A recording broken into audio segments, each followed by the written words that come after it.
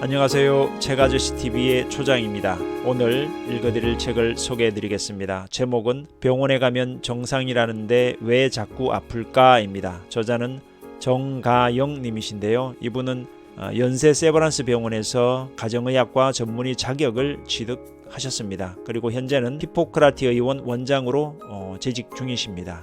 특이한 점은 이분이 2009년도에 불치병, 난치병 환자들에게 희망을 주는 학문인 기능의학에 매료되셨다고 합니다. 그리고 그 이후로는 병명을 몰라서 여기저기 병원을 헤매는 환자들의 병의 원인을 밝혀주고 약이나 수술이 아닌 환자의 영양과 생활 습관의 개선을 통해 스스로 병을 낫게 할 방법을 찾아주고 계신다고 합니다. 출판사는 RH 코리아 2022년에 출간이 되었습니다. 분명 아픈데 머리도 아프고 배도 아프고 소화도 안 되고 변비도 있고 잠도 잘 못 자고 피곤하고 무기력하고 분명 몸에 이상이 있는 것 같은데 병원 가서 검사받아 보면 정상이라고 하는 경우가 있죠. 의사는 시민성 같다라고 말씀하시면서 너무 신경 쓰지 말고 휴식을 취하라고만 얘기를 합니다. 의사가 정상이라고 이상 없다고 하니 그런가 보다 하고 돌아오지만 여전히 여기저기 아프고 힘들고 피곤하고 무기력한 증상들은 사라지지 않죠. 어떻게 해야 하는지 막막하고 답답할 때가 참 많습니다. 이 책은 이런 분들에게 도움이 될 만한 내용을 담고 있다고 생각을 합니다. 일반 병원에서 발견하지 못한 질병들을 기능의학적 관점에서 원인을 찾아내고 근본적 치유를 통해 몸 전체를 건강하게 회복시키는 방법을 보여주고 있기 때문입니다. 본문에서 저자는 기능의학 의사들이 환자들의 건강상 문제의 원인과 치료법을 찾아내는 방법을 간략히 소개하고 있는데요. 그중 한 가지는 환자의 히스토리를 자세하게 경청하여 단서들을 찾아낸다는 것입니다. 마치 형사가 범죄자를 특정하기 위해 여기저기 흩어진 단서들을 모으는 것처럼 환자가 어릴 때 모유를 먹고 자랐는지 또는 그렇지 않은지 자연분만으로 태어났는지 아님 제왕절개로 태어났는지 등등 평범한 사실들을 통해서 환자의 면역 시스템 형성 과정이 어떠했는지를 파악하고 그에 맞는 해결 방안을 마련해 간다는 내용이 있는데요. 참 공감이 가는 내용입니다. 저는 이런 접근 방식을 굉장히 선호하는 편입니다. 왜냐하면 우리 몸은 기계가 아니기 때문입니다. 이 책은 총 4개의 장으로 구성되어 있는데요. 1장의 주제는 내 몸은 내가 지킨다입니다. 2장은 건강을 위한 가장 확실한 방법, 소화력에 있다입니다. 3장은 당신의 피로는 호르몬 탓이다. 생각보다 호르몬의 영향이 크다는 사실에 조금 놀라기도 했는데요. 2장의 내용 중 일부를 영상에 담았습니다. 4장은 식습관을 교정하면 삶의 질이 달라진다입니다. 우리 몸은 우리가 먹은 것이다 라는 말처럼 결국 식이를 통해서 질병의 원인을 잘라내어야 진정한 지속 가능한 건강 상태를 회복하는 것임을 바로 이 장을 통해서 다시 한번 되새기게 됩니다. 여기저기 아픈데 병원 가서도 원인을 찾지 못하고 답답하기만 한 분들이 계시다면 이 영상 끝까지 시청해 보시기 바랍니다. 그럼 책 속으로 함께 들어가 보시겠습니다. 위산 과다가 아니라 위산 저하를 의심하라. 65세 이상의 고령이라면 30%가 위산 저하증을 갖고 있다는 통계가 있다. 그런데 검사를 해보면 20대, 30대의 위산 저하증 환자들도 문척 많아졌다. 비타민, 미네랄과 같은 영양소의 결핍이 있을 때 특히 비타민 B, 아연 결핍 시 위산의 분비가 잘 되지 않는다. 젊은 위험 환자부터 식사를 못하는 어르신들까지 거의 전 연령층에 걸쳐 불편한 증상을 호소한다. 다음과 같은 증상이 있다면 위산 저하증인지 의심해 봐야 한다. 소화가 안 되고 자주 체한다. 식후 속이 쓰리며 위에 음식이 걸려있는 느낌이 있다. 밥을 먹으면 너무 빨리 배가 불러서 식사량이 줄어든다. 배에 가스가 많이 찬다. 약을 먹으면 대변에 종종 알약이 그대로 나온다. 이 같은 증상이 있는 환자들의 혈액 검사를 해보면 거의 대부분 10명 중 9명은 위산 저하증이 진단된다. 위산 저하증이면 건강상에 어떤 문제가 있을까? 첫째, 단백질 소화가 안 된다. 단백질이 소화되려면 강한 산성을 띤 위산이 반드시 필요하다. 위산 부족으로 인해 덜 소화된 단백질 덩어리들은 장으로 내려가 알레르기 면역 반응을 일으킨다. 둘째, 소화가 잘 안되니 가스가 차고 복압이 올라가서 위산 역류 증상을 일으킨다.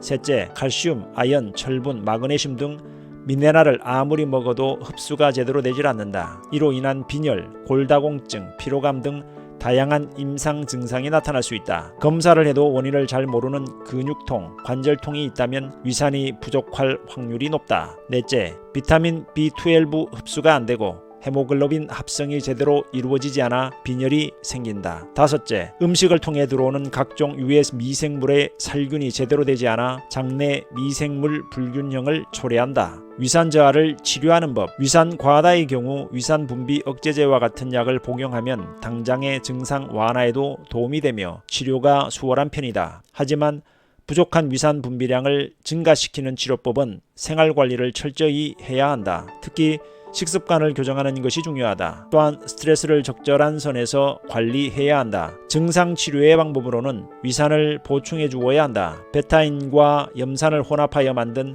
식이보충제인 베타인 HC1과 소화 효소제를 복용하거나 식사 때마다 식초를 물에 약간 희석해서 음용하여 위의 산도를 충분히 유지되도록 한다. 병원에 온 환자들에게는 베타인 HC1 성분의 약을 처방하는데 이 처방만으로 위식도 역류 질환이 완치되는 환자도 있다. 위산이 낮아 소화가 잘 되지 않는다면 소화와 위장 활동을 촉진해주는 파파야라는 열매 과일 섭취 또한 권장한다. 식후 수분 제한도 중요하다. 소화불량 증세가 지속되는 경우 식사 직후 30분에서 1시간까지 수분을 제한하거나 알칼리성 음료를 금지함으로써 위산이 희석되거나 산도가 떨어지지 않도록 조심할 필요가 있다. 그리고 취침 전 3시간부터는 금식하는 것이 좋다. 위산 저하의 원인 중 하나일 수 있는 가공식품, 흡연, 음주를 삼가는 것도 중요하다. 생리통이 심하다면 건강에 적신호다. 호르몬 밸런스가 답이다. 대학교 때 아주 조용한 성격의 입학 동기 한 명이 어느 날 내게 이런 말을 한 적이 있다. 내가 요새 부쩍 기분이 처지고 우울해서 무엇 때문에 내가 이럴까 하고 여러 가지로 심각하게 고민을 했어. 그런데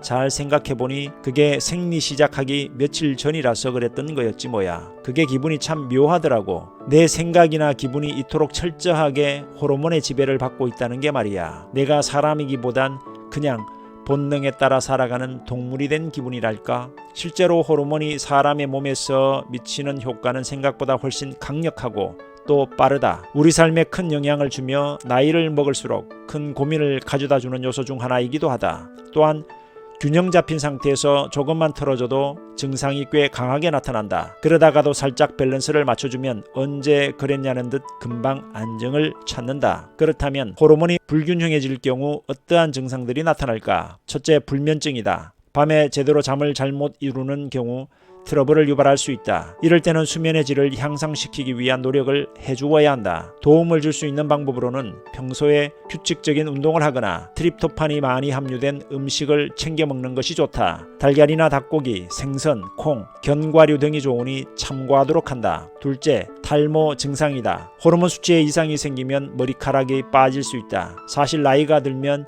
자연스럽게 찾아올 수 있는데 젊은 나이에도 불구하고 머리가 빠진다면 이를 의심해 보아야 한다. 셋째, 폐경 증상이다. 요즘에는 젊은 여성들에게서도 이런 현상이 발생할 수 있으니 주의해야 한다. 넷째, 체중이 증가한다. 최근 들어 움직이는 양이 줄어든 것이 아니고 특별히 과하게 먹은 것도 아닌데 몸무게가 늘어난다면 평상시 식단 때문이 아닐 수 있다. 넷째, 소화 불량이다. 위의 활동에 관여하고 있는 가스트린, 세크레틴이라는 호르몬이 있다. 이것들은 소화가 잘 이루어지게 돕고 몸에서 염증이 발생하지 않게 막아주는 성분들이다. 이것들이 부족해지게 되면 복통 등의 여러가지 현상들이 나타날 수 있다. 특히 여성 호르몬은 굉장히 예민해서 균형 잡기가 까다로운 편이며 여러가지 외부적인 요인에 의해 불균형해지기 쉽다. 이로 인한 문제들이 워낙 흔하다 보니 다수의 사람들은 대수롭지 않게 여긴다. 예를 들면 생리통으로 진통제를 먹거나 병가를 낼 정도로 컨디션 난조가 생기는 것에 대해서는 꼭 해결해야 할 건강 문제나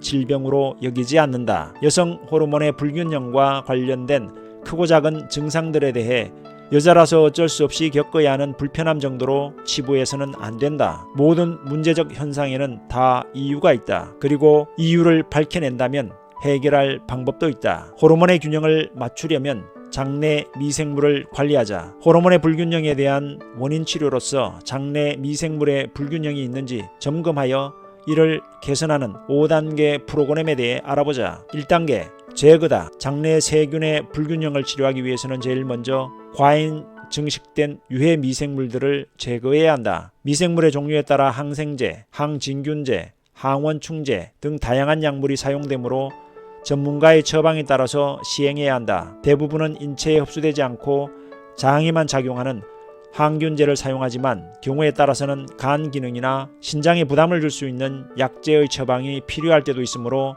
주의가 필요하다. 2단계 대체다. 음식물 소화에 도움을 주는 소화 효소를 공급하는 것이다. 제균 후에도 장내 세균의 균형을 위해서는 소화 기능이 중요하다. 장으로 소화가 잘 된 음식물이 도달해야 유해균보다는 유익균이 잘 자라는 환경이 된다. 개인에 따라 처방된 소화 효소제를 식전 또는 식후 바로 복용하는 것이 중요하다. 3단계 접종이다. 장내 영양소를 공급하여 장내 환경을 개선하고 유익한 유산균을 보충하는 것이다. 유해균 제균 후에는 개인에 맞는 유익한 유산균을 처방받아 지속적으로 복용한다. 4단계 재생이다. 손상된 점막을 회복시키는 글루타민, 아연, 오메가3, 마그네슘, 항산화제 같은 영양소를 보충하는 것이다. 장내 미생물 불균형에 의하여 손상된 점막을 복원하는 것은 치료의 마지막 단계로 매우 중요하다. 5단계 재균형이다. 이 단계에서는 충분한 수면이 건강의 기본임을 강조하고 싶다. 스트레스를 관리하는 것이 중요한데 스트레스 원인을 파악해 운동, 명상,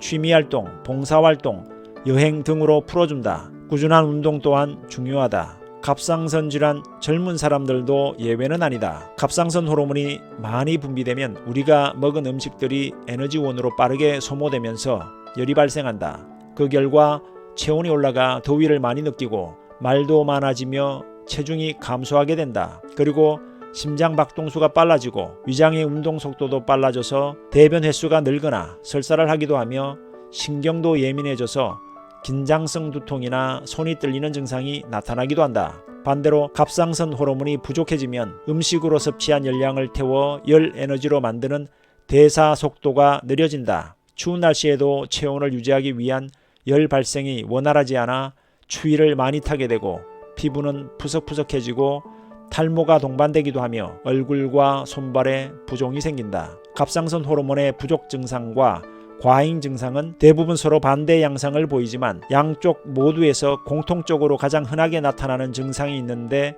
그것은 바로 피로다. 우리가 규칙적으로 음식을 섭취하고 매일 몸에 공급되는 열량이 일정할 때는 갑상선이 에너지를 소비하는데 특별히 제한을 가하지 않는다. 그런데 어느 날 갑자기 몸의 주인이 다이어트를 한답시고 식사량을 급격히 줄이거나 스트레스가 평소보다 훨씬 심해진 경우 또는 무언가에 감염이 되어 몸에 염증이 생기면 갑상선은 이 상황을 비상사태로 인식한다. 꾸준히 들어오던 수입이 줄어들거나 또는 예상치 못한 지출이 늘어난 상황이니 에너지가 소모되는 것을 최대한으로 줄인다. 갑상선 기능 저하증에도 전 단계가 있다. 첫째, 소화 흡수 능력의 저하로 인한 절대적인 에너지 공급량의 감소는 필연적으로 갑상선을 긴장하게 만든다. 비상사태를 인식한 갑상선은 갑상선 호르몬의 활동량을 줄여서 최대한 소모되는 에너지의 양을 줄인다. 사람들은 피로감을 느낄 때 활동량을 줄이고 더 많이 잠을 잔다. 결과적으로 에너지의 소모를 최소화하는 방법이기 때문이다. 이처럼 에너지 공급량이 줄어드는 비상사태에서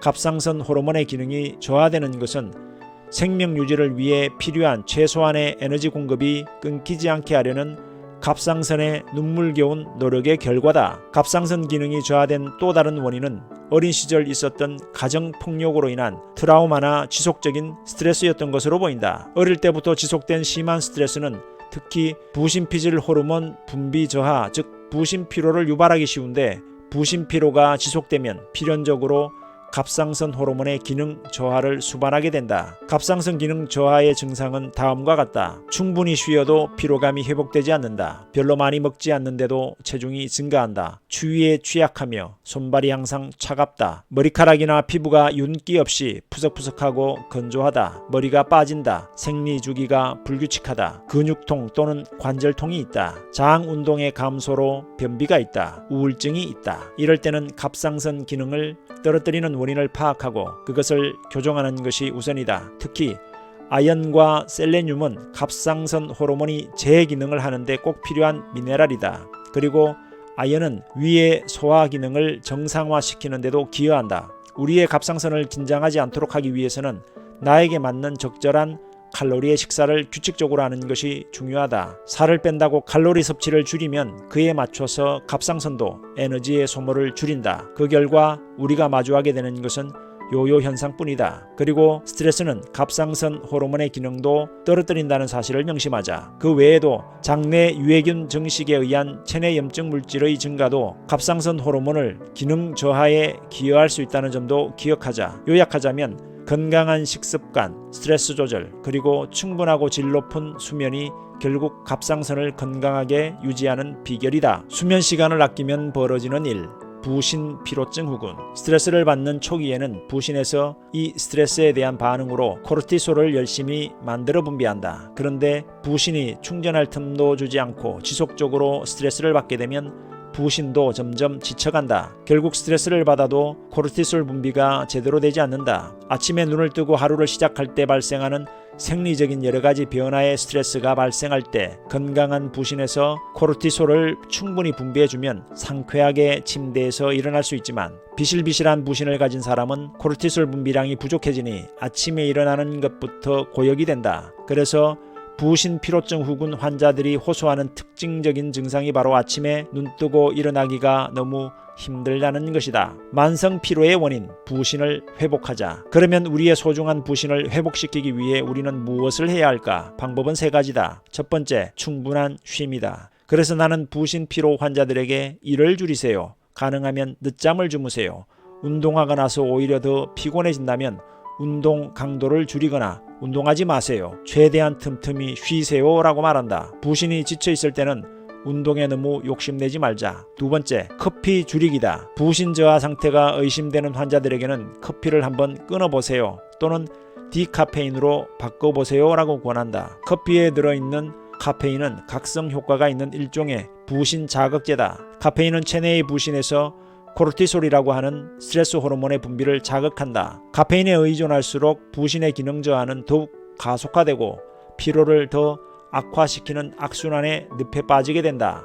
세 번째, 균형 잡힌 영양 공급이 부신 회복을 돕는다. 부신 회복에 도움이 되는 영양 성분은 비타민 C와 비타민 B군이다. 그 외에도 세포의 재생을 돕는 항산화제가 풍부한 총천연색의 과일, 채소를 추천한다. 영양가 없는 인스턴트 식품, 액상과당이 풍부하게 함유된 달콤한 음료수는 피하자. 대신 몸에 좋은 잡곡과 채소, 양질의 단백질이 들어있는 건강식당으로 식탁을 바꾸자. 부신 회복의 여정은 짧게는 3에서 6개월, 길게는 수년이 걸릴 수도 있다. 부신이 지쳐 완전히 에너지를 소진한 뒤에는 회복에 소요되는 기간이 너무 길어질 수 있으니 몸을 챙기는 일은 미리미리 하도록 하자. 현대인의 절반이 마그네슘 부족이다. 인체의 필수적인 광물질인 마그네슘. 당신은 마그네슘을 언제 복용하는가? 우리의 인체는 평균적으로 20에서 30g의 마그네슘을 함유하며 성인 남성 기준 하루에 약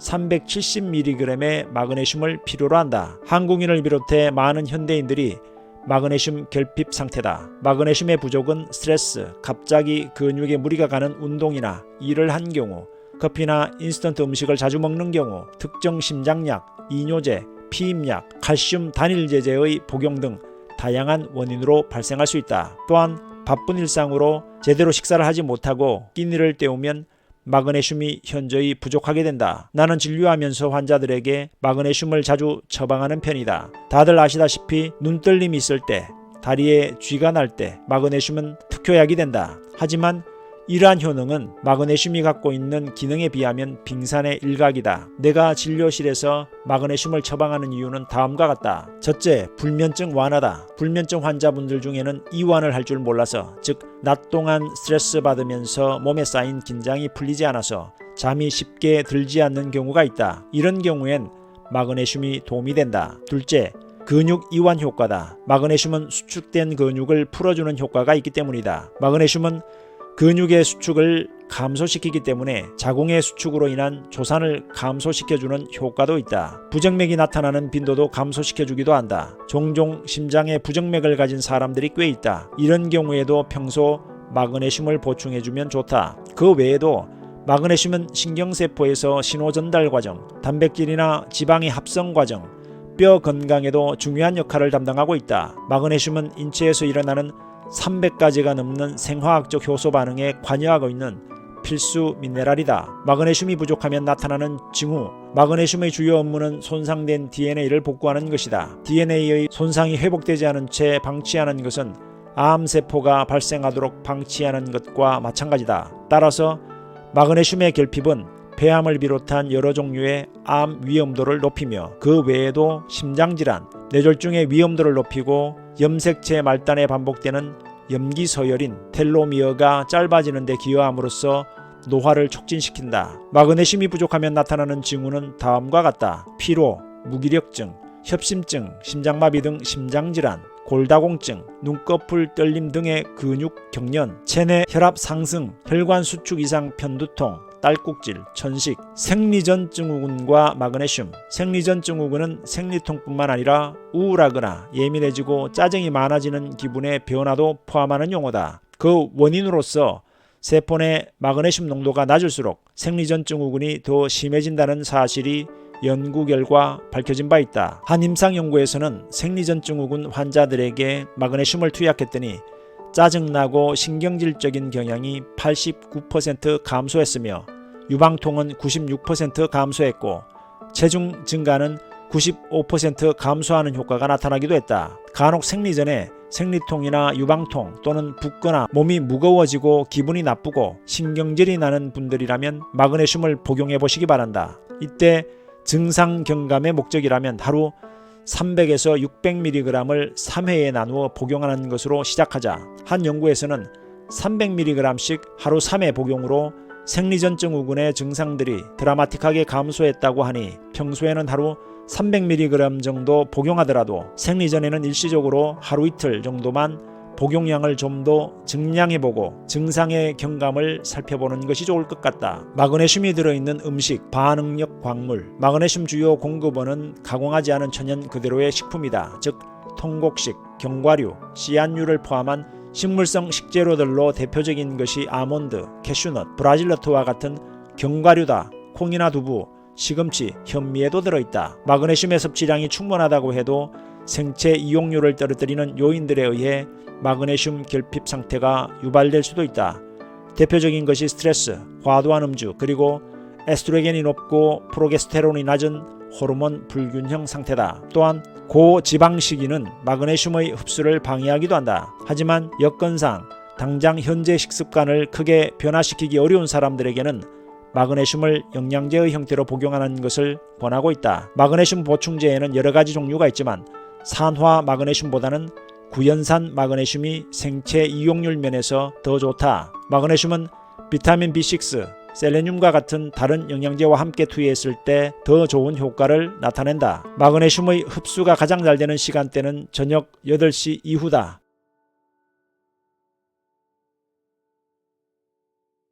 시청해 주셔서 감사합니다.